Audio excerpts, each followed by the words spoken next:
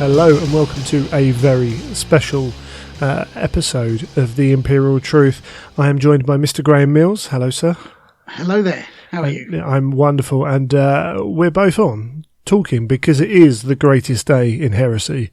It's our birthdays, sir. It is. It's the single greatest day in heresy because we're obviously both of us born different decades, it must be said. But, I did think maybe it was like that some sort of weird version of Twins, with obviously me being the Danny DeVito character. I'm no Arnold. I can tell you that. You are in comparison to me, my friend. I'm tall. I'm tall, maybe.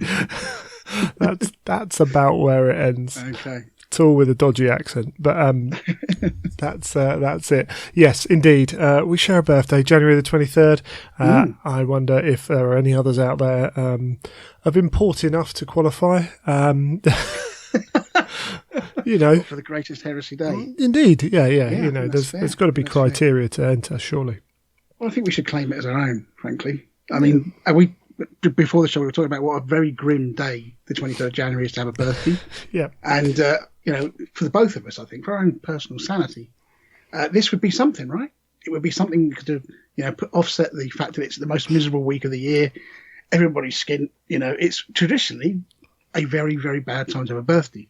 This, however, I feel, Greg, this could be the start of something that would, change that perspective. I mean, it is the greatest day in heresy. I mean, from now. Look at what's happened because of this day. That's all you have to ask yourself. You know, it's fine. Exactly. And I'm sure Chris and Rob and Michael would agree as well. I absolutely 100% guarantee they wouldn't. But yes, but I mean, they can be wrong, can't they? They very frequently are. Anyone listens to your show regularly, they know how wrong they can be. So it is fine. It's absolutely fine. Edge of Empires. Let's go back to that. Actually, go on. How did you and Michael? Because it was just you two at the start.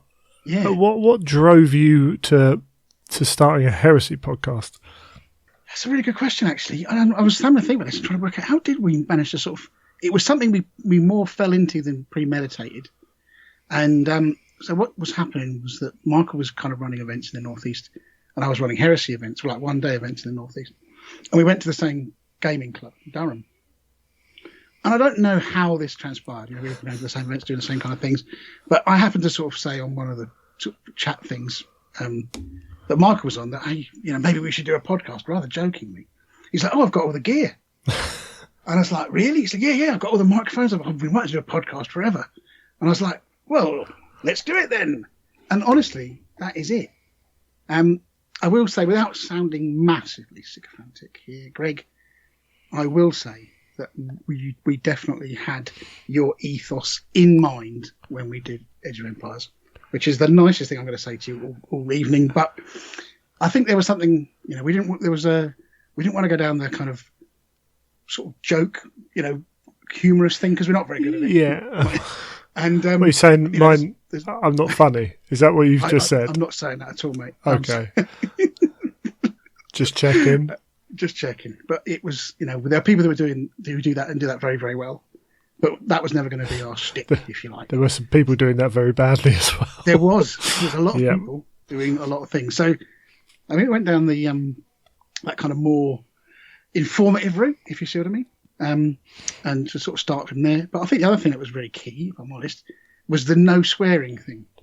Yeah. Interestingly, and it was an interesting how we got to that as well, because, and it was only afterwards that I found out its value, because we don't swear on the show, and the reason is actually that somebody that we play with said, "Oh, we like a podcast because I can have it on in the car when I've got the kids in the car," and of course, you know, for the older generation, that's the thing.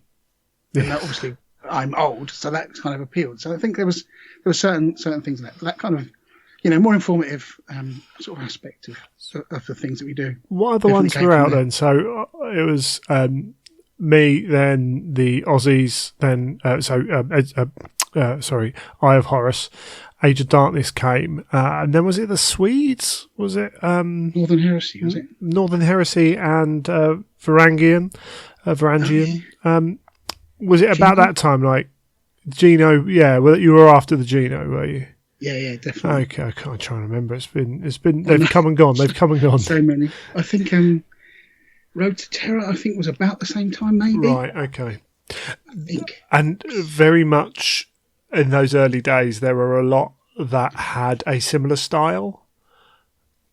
There were, the Eye of Horus guys influenced, shall we say, a lot of podcasts. So I did, yeah. I don't know how you felt, but that's the way I felt. There was a lot of people who were, not in a negative way or anything, but they were very influenced by them, and almost every heresy podcast had some metal opening the show, Yes. a decent amount of swearing, Yes. and some shared kind of colloquialisms, as there were. I mean, that's interesting about the metal at the beginning of the show, because actually, weirdly enough, that was. I mean, I'm a big fan of that genre, right? Classic Only rock old is my stuff. thing. Only old stuff. Yeah, and but what's like, let's not do that for the open. Let's do something different. And so we had the theme tune, which has changed, I think, over time. But yeah, I think we didn't want like a full on, like death metal sort of thing to start the show with. So we went for a slightly different sort of way of looking at it. But I think this sounds really kind of, I don't know, self-congratulatory. But the weird thing about doing a podcast is when you think that actually somebody's listening to me. Yeah. Because you're talking to your friends and you're having a laugh and stuff, and it feels like that. But it's actually, people are actually listening, which is really weird. And it's still something that I struggle with. I think we all struggle with, certainly, guys, with that as a concept. But yeah, I think it's an interesting one. A lot of people were doing it, and I think we just thought we'd give it a go. Fair enough. See how we get on. And of course, Michael had all the stuff ready to go.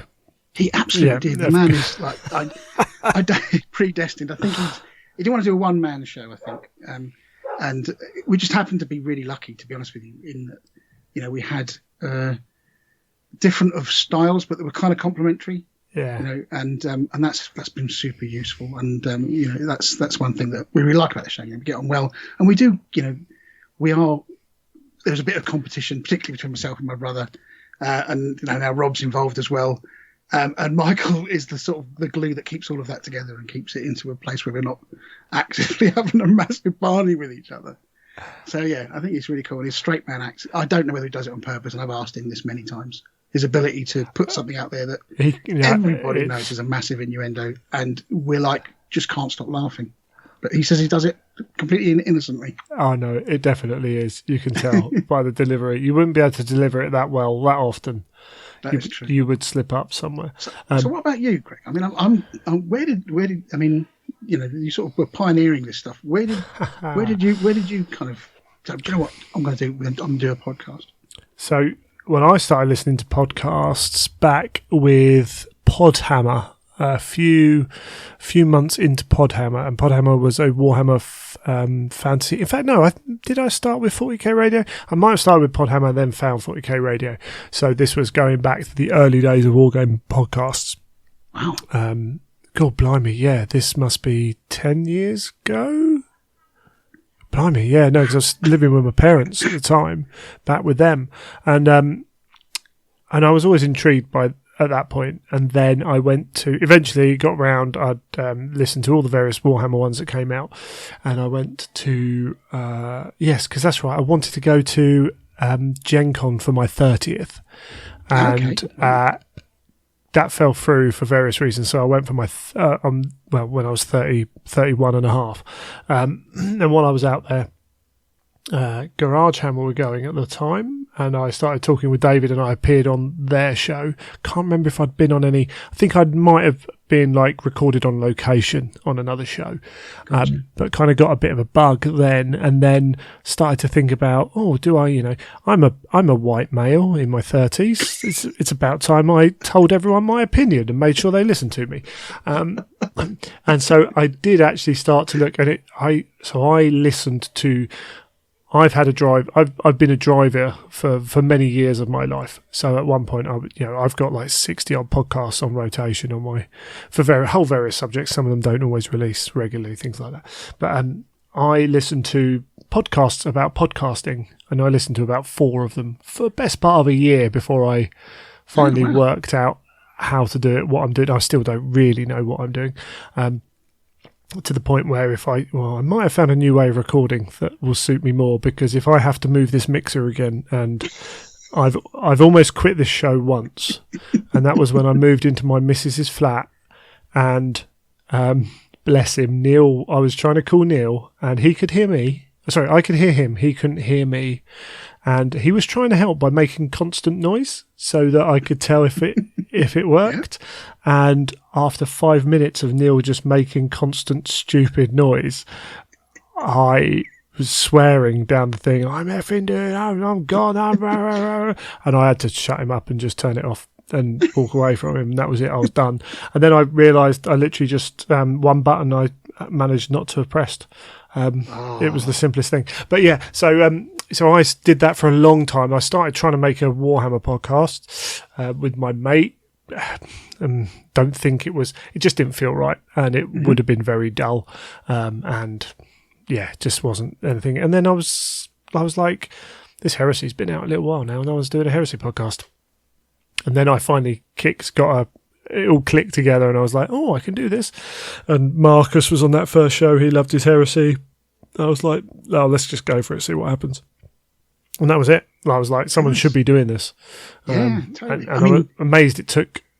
I'm amazed I was the first, basically. Although technically I wasn't. So there's one episode of 30K Radio, a guy from Europe who decided to do his own 30K show.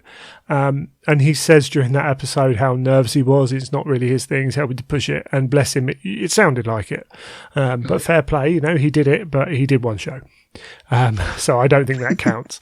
So yeah, that's just a one. Yeah, That does not count. I mean, to be fair, by that point I'd been doing After Eleanor with David, but David did all the back end of that.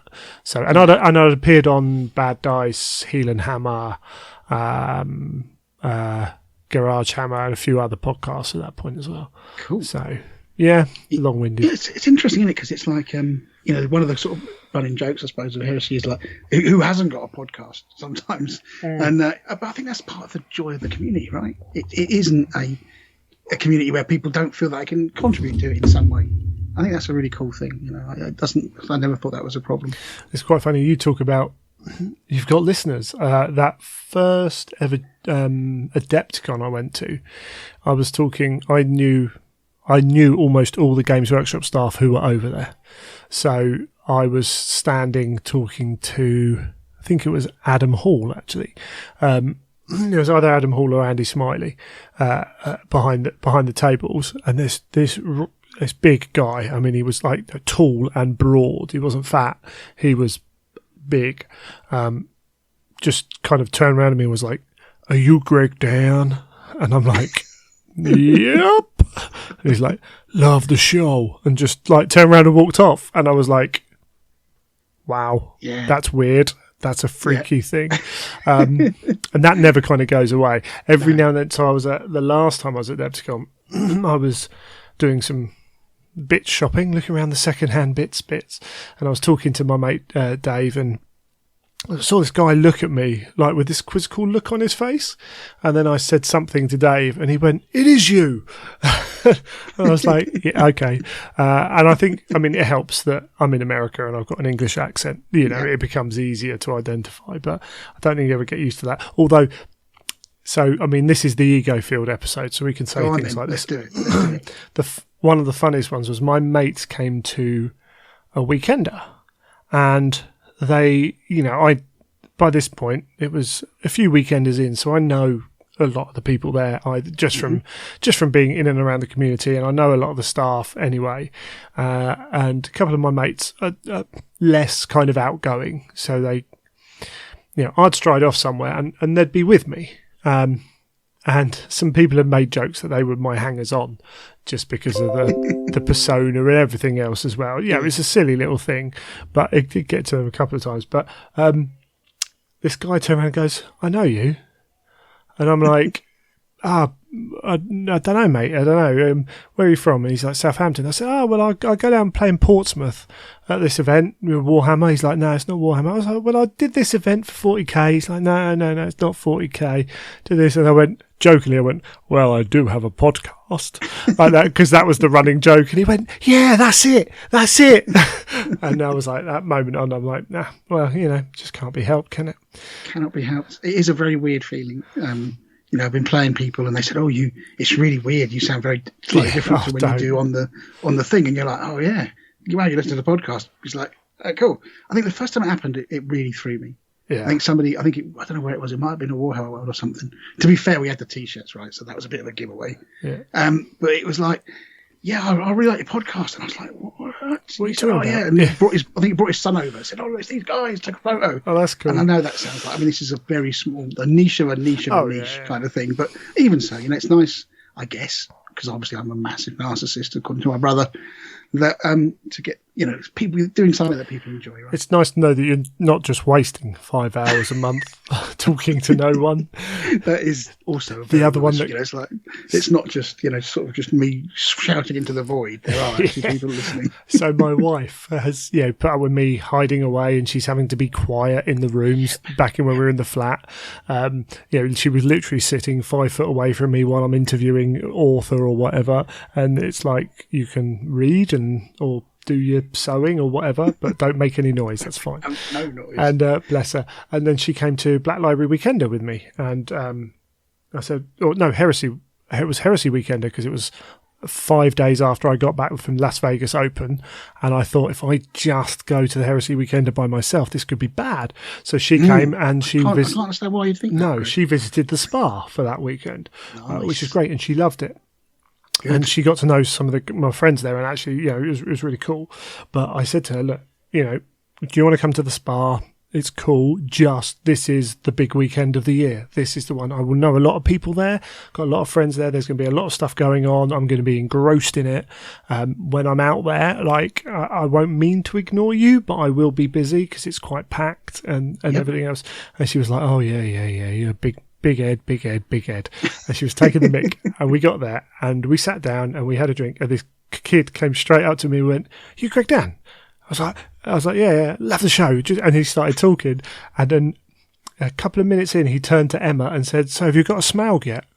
And she went, what? And he went, oh, Greg said that you were looking at Smaug and you want one. And she's like, you said that on the show. People listen to that.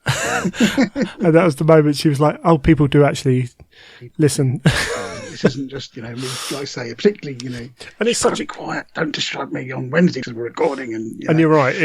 That's 2 days a year that anyone takes any notice of me. So, make the most of it. That's definitely a very small amount of time that we get that, which is great. Yeah. So, I think it's strange how many people have kind of gravitated towards that. I think that's a really cool thing too. And to be honest, it is funny because it's not even really although it is, it shows that you do something that is valued. But as much as anything, it's just that you've put some effort in. Yeah. I'd like to say that's true. You do all the mixing and editing, which of course is Michael's job. Oh. So I don't even have that as an excuse. I'm just sort of turn up and talk nonsense for hours. I do a lot less than I used to. I'll tell you that.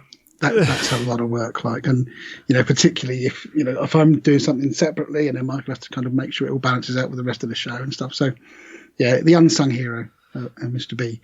But it is fun. I think it's one of those things that it's part of my hobby. If you see what I mean. It's part. I really enjoy doing it, and it's an extension of the hobby. It's not instead of. If you see what I mean. It's a weird way to describe it. As a rule, I've never told anybody at work what I do up until my most recent job. But, because it's just one of those things that I just don't want any questions about. It's like, why have you got that really big microphone when you've got a perfectly good laptop to speak to people on? It's like, there's a story there, but, let's not go into that. So I think... Yeah, I put it right on my CV now because I'm like, it's one of the few things I could do where I'm like... Yeah, I do this and I travel around the world and I meet people and I run events and I regularly do this and people are like, oh, I think it makes me sound, when you read it on a piece of paper, it sounds much more glamorous and impressive than it is. I need all the help I can get. You're probably right. At my level, I need all the help I can get with CVs as well. So it's, we can put... No worries. But it is a peculiar thing. I think it's it's we've got a good group of friends, and I've met so many really cool people.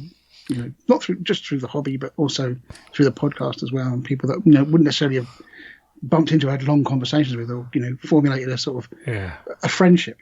So I think that's really good. And the thing is, get accused of having an ego at times. In fact, I think anyone who podcasts has an ego, because otherwise, why are you talking out into the ether unless you expect someone to listen?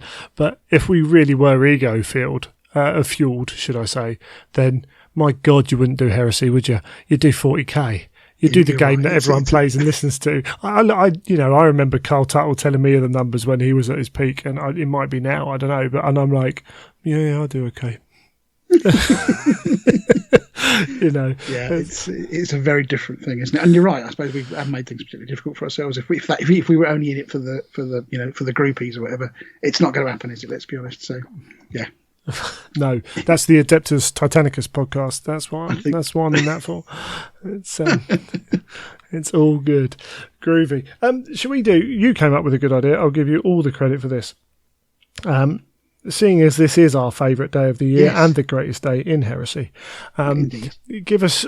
We're going to do top 3 favourite days in the heresy. Do you want to go yours in a particular order? They're just. I can't put anything. Yeah, same here. So they all have equal value for different reasons. Go on. Do you want to hit me with one then? I do, but I want a caveat on this one first, in case my brother is listening to this. Just saying is all I'm going to say about this one. So, one of my top 3 heresy days. So the first one, in no particular order, is actually the event that you ran. Again, this isn't. There we go. Finished. Sycophantic. It was the excellent Blood and Glory, and I think this was maybe the second year I went. It was the year where I managed to kill Magnus, and I was very, very happy about it. It was when Magnus was his full regalia, super hard. I killed him. He might be listening. But anyway, and I was kind of like dancing around, and I was like, Jesus, Graham, what are you doing? Anyway, it was a fantastic weekend. It was really good. And the Custodes had been out for a bit, but they were super hard, right? And a lot of people had brought there was quite a few super hard Custodes lists. Chris had brought a Custodes list that was still probably, pretty good, but it wasn't super hard. And why this day is particularly great is because he got like a sort of sportsmanship award from your good self. And I was super proud because he's my brother, obviously. It was a great weekend, and it was a great way to finish the weekend because he was playing Custodes, which doesn't necessarily, at the time, there was quite a lot of bad press for them. And to do that and to be recognised, as a really great person to play against and with doing heresy I was really very proud of that, if I'm honest with you, Greg. It was like, yeah, that's a moment right there. Particularly as you had to come and get us from the car park because we'd already packed up to go home. If I remember rightly, to say, hey, you're supposed to be over here. So, yeah, that was an awesome day. It was a great weekend. That, I think, was one of the first ones we had. The sort of podcast was picking up a bit. We had a spectacularly cool night the night before. And like I say, this was just a really great heresy day that will always stick in my mind. Oh. I think the other one, I think. Hold on, I'll do one. We're going on. Let's have cool. a bit of form to this, shall we? Yeah. So yeah, no particular order for me either. Like, there's so many that are about the same level that it became hard for me to think of anything that stood out because I was like, oh really? What? And I'm like, well, could be that. But I'm going to go with a couple of my own events actually. I'm going to go with my second event I ran, Taken Reaver, which I think it was called, at Cardiff, was the second one. Right. And the first one I ran I've ran precisely before that 2 events in my life, both Warhammer, down on the south coast in Hastings. Yep. And I was like, let's make this as easy as possible. And I did it tournament style. It was one of the first big heresy events in the UK, and I was like, I just want to know it will work and I want it to be as smooth as I can make it. Let's do it tournament style.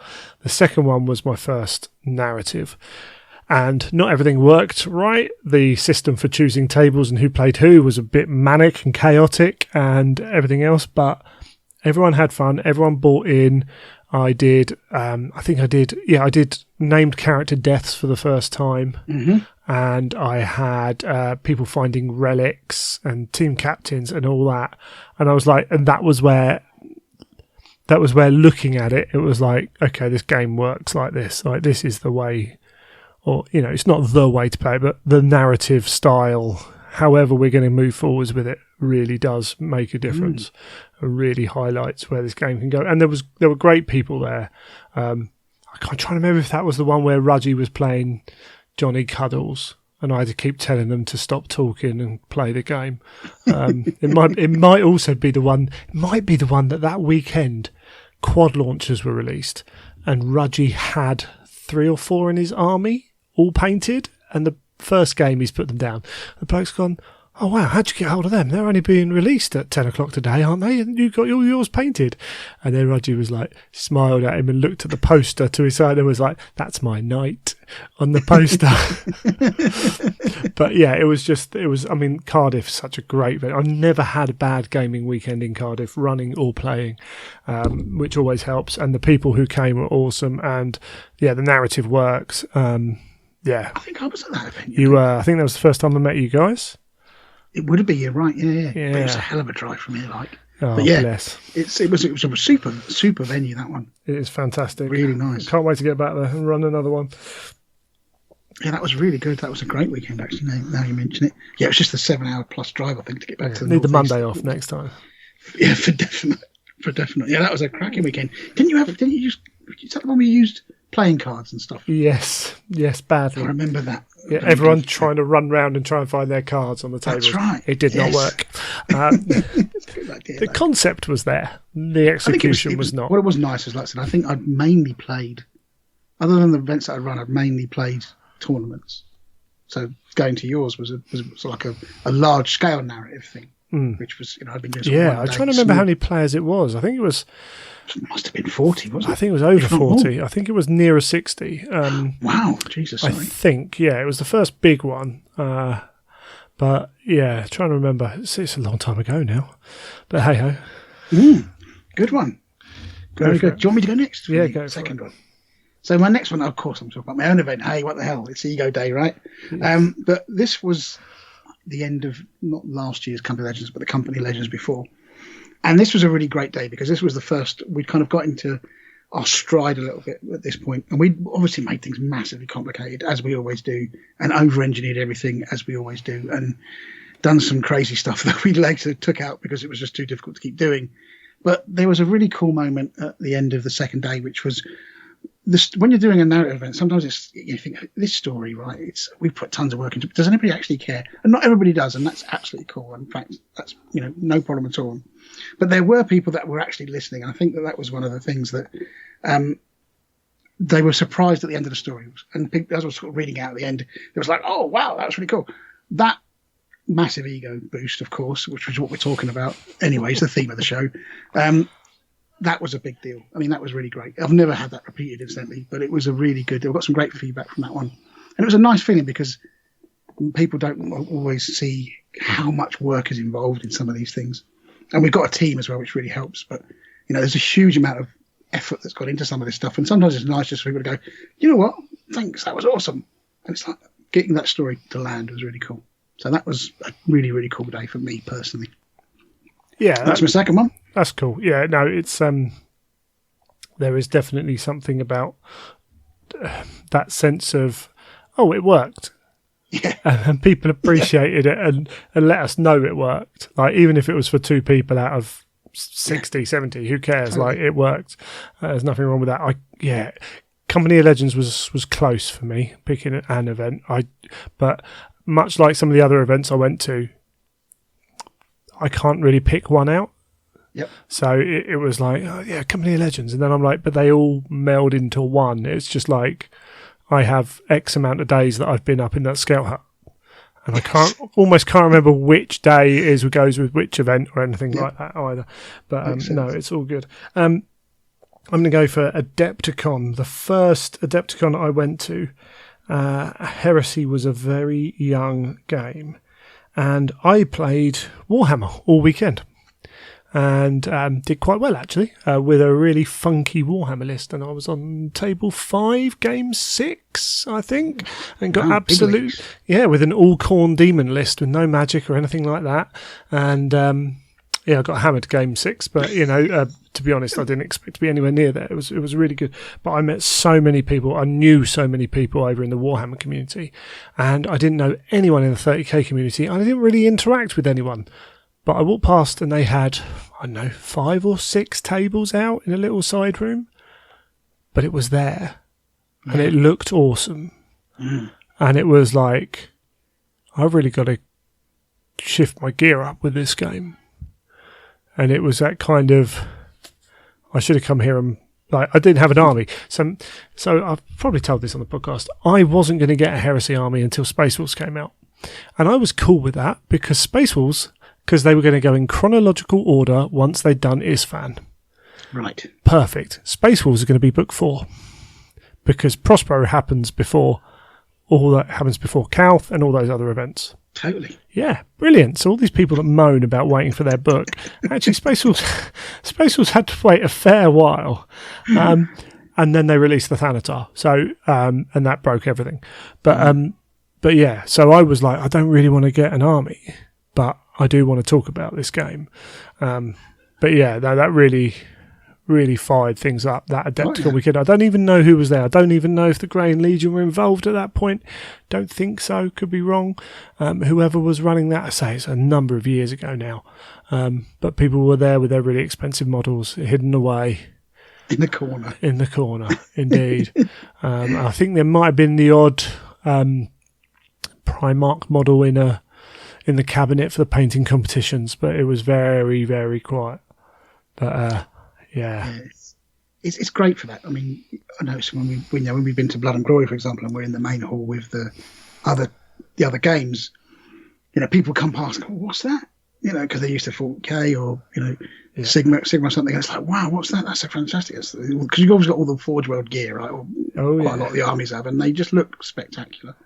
Yeah, big time. It's amazing how many people have never seen a Mastodon until they walk past 30k tables, things like that. But yeah, that was me, my one. Adepticon X amount of years ago. So it was kind of like, was that the moment you thought, right, that's, let's say, seeing that was a sort of road to Damascus moment, as they say. It was I was already banging into it anyway. We were recording after Eleanor and stuff, and I'd got the books, but it was the next time I come, I should bring some heresy. I should have some, or be prepared to enter, even if I have to beg, borrow, or steal some heresy stuff that I should have been involved that weekend doing something. Very cool. Yeah. Go for it. So my last one is actually ties in nicely with the birthday theme anyway. It was my 50th, which was last year. And this was a shout out really to my co-hosts on the show and my other brother, Dave. So for my 50th, I wanted to do something, like I say, that I wanted to do. And obviously I was going to do something with the wife and what have you and the family.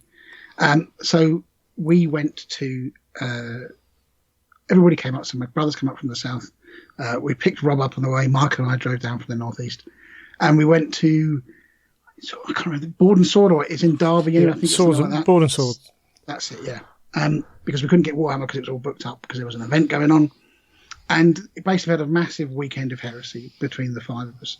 And it was superb. We went back in the evening to that. We got an Airbnb, so we had a nice, kind of house thing. Yeah. And it was just a cracking weekend. And on the day that was really cool, I think, was the playing at Warhammer World, which is always a pleasure. I really enjoy going there because it just feels great, to have your army out in that big hall and with friends having a really great game, really a huge amount of fun. Mocking Rob mercilessly for never getting out with Spartans, but it was just a huge amount of fun. And what was great about it, I think, was sort of about that moment, thinking, these are people that are really dear to me, and they've come all this way, and they've given up their weekend, and they've taken holiday to have a birthday with me. And I think that's another. I was really, it got me right in the feels, Greg. I know it's about the ego, but it definitely, got me right there. So I think that was a great heresy day. I think I'll always remember that one. It really was a great way to spend a 50th. I think, the game's cool. The background's really awesome. And the models are amazing. But as with any game, if you haven't got a community around it, then it won't do anything. Simple as that. It's about the community. The community make the game. They, GW enticed the community with what they do, but without a community, and whether that's the 4 people you play with at your club, or whether that's the wider community, whatever community you have that keeps you going. This is the best part of the gaming. Like most of my friends now come from gaming. Yeah. Simple as that. Like my friends in London, my friends over in America. I play sports. I've got a few friends in sports, but my good friends are all from gaming. I hadn't thought about that, but you're absolutely right. Yeah. How bizarre. And I played football since I was 17, in local teams, and cricket since I was like 13 in local teams. But all my good long-term friends come from gaming, pretty much. Do you know what? That is a great observation, because I hadn't thought about that, but I was just thinking, nope, you're right. All by 1 or 2. And in part that's because, I'm such a nerd that this is a big part of me. So in part it's that, but also I just met so many good people. And there's a nature of, you go to the events where you meet the kind of people who go to the same events, so that always helps and things like that. So, but it doesn't make it. You look forward to it, don't you? That's the thing. I think look forward to meeting people that I've met at previous events and catching up with them and seeing how they're doing. And I know we speak on Facebook and stuff like that, but it's not the same. That's the hardest thing for me that lockdown's been. To be honest with you. Of all the things that I haven't not been able to do on lockdown, which hasn't massively impacted me too much. The one thing that I've really missed is, walking into an event, Blood and Glory or something at Warhammer World or whatever, and recognising, friends that you played before, and just a great thing, having a drink, having a laugh. I mean, it's just super. Yeah, Warhammer World's going to be packed when it's reopened, but I'm going to get up there at some point pretty soon to it opening, I think, because I know so many people up in Nottingham anyway. I know so many staff. The beauty of it, so I've been doing this a long time, and I've a lot of people in GW, some of the people you see on screen at various times, I've played Warhammer against. There was quite a few as a community of GW staff who are in, who work within the studio or wherever, who played Tournament Warhammer. And through that, and then just through being at Warhammer World and being at other independent events as well, I've got to know more and more people. So I know if I go up to Warhammer World and I sit in Bugman's all day, I will meet people I know who work there. Gotcha. Whether that's John French walking past, or they also have a lot of meetings in Warhammer as well. So you end up seeing like Martin Morin will come out, or whoever it is, and I'll be able to stop and have a chat, and I'll have lots of different chats. But then also all the people that come in as well, the other punters that and so I could happily stay in Warhammer World for hours and know that I will see people I know, but then to go and meet up with people as well. But I will say, if you've never been to Warhammer World and you live in the UK, get yourself out there. If you live in the rest of the world, make the trip. If you can do it, make the trip. It's like a pilgrimage, isn't it? It is. It's almost like a rite of passage, I think. It doesn't have to be as expensive as you think it does. Some places, it's a bit harder to come from Australia than it is from Germany. I appreciate that. Very true. But if you can fit it into a thing with the studio they've got there now, with the museum, all that stuff, that wasn't there back when I used to go. And Bugman's is a really nice pub atmosphere, to be fair. And then gaming in the hall, it's they're not going to be the best tables you ever play on, unless you've got one of those display ones. Some of them are amazing. They are. But just to be in that environment is so super cool. It is, and it's every time I go, I've been quite a few times, nowhere near as many as you, but it's something special. It always feels special, right? And like I say, then I've walked around the museum hundreds of times, I think. I go, should I go around every time? Because I just enjoy looking at it, and that massive display, like the big one with the demons and the ultramarines, and just incredible thing. It's what the hobby's all about, that huge spectacle. I go I walk around that at least once a year. If I go to an open day, I get a free ticket as well. So it might be twice a year, but it's definitely worth it. I think my brother-in-law wants to go up as soon as it's open, so maybe I'll have to go with him. Cool. Excellent stuff. So have you got one more? I have, indeed. And it's Blood and Glory. And it's specifically the first Blood and Glory. And it's specifically lunchtime on the second day. Oh, right. That's very specific. It is. And I was trying to work out, I was like, what is my third, what stands out? because a lot of the days feel the same, and that's not a negative. Yep. But a lot of event days feel the same. Oh, yeah, we had really cool games that day. Oh, well, I had really cool games the other day. Oh, I won a Sportsman Award there. Cool. But, I also won a thing there and whatever. I never won any painting competitions. That's never a danger. But on this lunchtime, First Blood and Glory, we were in the main hall with all the Warhammer players. And all the 40k players, because 40k narrative was happening around the corner in the library or something like that. Yeah. And they were doing their painting competition for 40k and Warhammer. And Warhammer did theirs first. 40k did theirs at the same time we did ours. And 40k were all lined up. And I looked down the line of them and I was like, there's 2 really good armies there. And 6 okay armies. And they're all very tournament armies. And this is old edition 40k. And I was like, let's show them up. So I set up the table, cleared the tables opposite, and I got Robbing, Matt Woodsmith. Oh, who else? I can't even remember who else was there. But we had 6 armies laid out, heresy armies. And any one of them, I think there was one really good 40k army that could have been on that side. Yeah. And all the 40k players were voting, but none of them were looking at their armies. They were all looking across at the other armies. And I'm not saying they're better hobbyists or anything like that, but the approach was so much different because that 40k event was a really competitive 40k event. And the 30k event stole everyone's attention. Yeah. And, to be fair to the Warhammer guys, oh, that's right. Steve Wren was running his Xbox point scoring Warhammer event in the other room, which had some lovely armies in it because again, it's all about narrative and everything else. And there were, to be fair to the Age of Sigmar tables, there was some good stuff on there, but the 30k was stunning, and it shook a lot of people's heads to look round.